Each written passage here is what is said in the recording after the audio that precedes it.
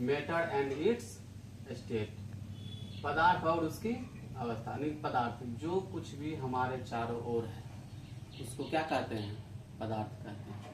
जैसे ईंट हो गया, ये पदार्थ है। कलम भी क्या है, पदार्थ है। और घड़ी भी क्या है, पदार्थ है। यानी जो कुछ भी हम देख रहे हैं चारों ओर, सारा क्या है, पदार्थ है। पदार्थ में द्रव्यमान और ये स्थान को घेरती है। पदार्थ में जो है भार भी होता है और ये स्थान को घेरता है। क्या करता है, स्थान को घेरता है। जैसे किताब, किताब क्या है, पदार्थ है। और पदार्थ मतलब किताब क्या कर रहा है, तो स्थान को घेरता है। जैसे तुम्हारे आगे में कॉपी है, कॉपी क्या कर रहा है, स्थान छेक रहा है ना जी। हम बैठे हैं, खड़े हैं, ये हम लोग स्थान को घेर रहे हैं ना, हम लोग क्या हुए, पदार्थ। पदार्थ किससे बना होता है, तो पदार्थ छोटे छोटे कणों से मिलकर बना है। पदार्थ किससे बना है, छोटे छोटे कण से। और पदार्थ के बीच रिक्त स्थान होता है। पदार्थ के बीच क्या होता है, खाली स्थान होता है। पदार्थ के बीच क्या होता है, खाली स्थान होता है। पदार्थ के कण एक दूसरे को क्या करते हैं, आकर्षित करते हैं, अट्रैक्ट करते हैं। पदार्थ के कण एक दूसरे को क्या करते हैं, खींचते हैं। पदार्थ कण क्या करते हैं, एक दूसरे को खींचते हैं। कहने का मतलब वो अट्रैक्ट करते हैं। पदार्थ की 3 अवस्था होती है, वैसे 5 अवस्था होती है। हम यहाँ पे 3 अवस्था के बारे में पढ़ेंगे। पदार्थ की कितनी अवस्था होती है, 3। पहला ठोस, दूसरा द्रव, तीसरा गैस। ठोस किसको कहते हैं, तो ठोस पदार्थ उसको कहते हैं जिसका आकार, आयतन और द्रव्यमान निश्चित होते हैं। यानी तीनों चीज क्या होना चाहिए, निश्चित। आकार का मतलब उसका साइज। जैसे ईंट का ये साइज है, सेम साइज का रहेगा, ये टूट सकता है लेकिन ये अपनी आकार को बदल नहीं सकता है। इसीलिए कहा गया इसका आकार क्या होता है, निश्चित होता है। उसके बाद आयतन, यानी ये 1 केजी का है, वो 1 केजी का ही रहेगा। भार मतलब द्रव्यमान, द्रव्यमान में क्या, द्रव्यमान मतलब क्या, उसका वजन, भार, वो क्या रहेगा, निश्चित रहेगा। जैसे यहाँ एग्जांपल में क्या लिख दिए, पत्थर, ईंट और आदि। ये जो हम लिखाए हैं, ये जो फिगर देख रही है, इसमें जो है अनुपास पास कर दिए हैं। इससे तुमको समझ जाना, ये ठोस की प्रवृत्ति को बताता है, ठोस के नेचर को बता रहा है। और ठोस कैसा होता है, कैसा होता है, तो ठोस मतलब जिसका आकार कैसा हो, निश्चित हो।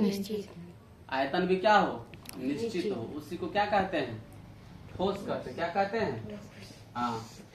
द्रव, द्रव का आयतन और आकार, वो आयतन और द्रव्यमान निश्चित होता है, लेकिन क्या होता है उसका, तो आकार अनिश्चित होता है। द्रव का आयतन निश्चित होता है, द्रव का क्या होता है, आयतन निश्चित होता है, लेकिन उसका जो आकार है वो क्या होता है, अनिश्चित होता है।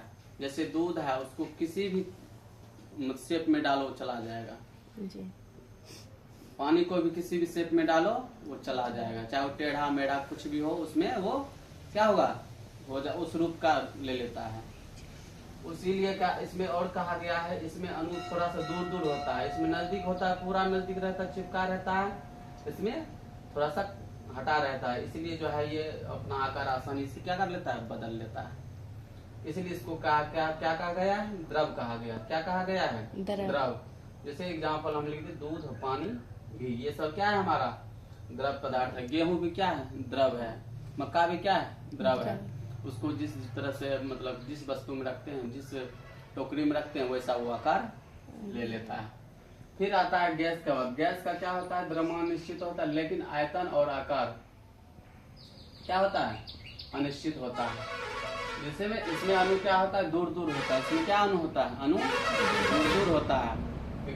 और इसमें जैसे देख लो, हम फिगर के माध्यम से समझाएंगे। तो ये हमारा क्या है, इसमें जो अणु रहेगा ना, वो बहुत दूर दूर रहेगा, काफी दूर दूर रहेगा। इसीलिए इसको कहा गया है गैस। जैसे हम बैलून भरते हैं ना, बैलून भरते हैं, बैलून में हवा भरते हैं ना, तो हवा से क्या होता है, वो फूलता है। जैसे उसको छोड़ते हैं तो सिकुड़ जाता है। तो हवा क्या है, हमारा गैस का रूप क्या है, गैस का रूप है।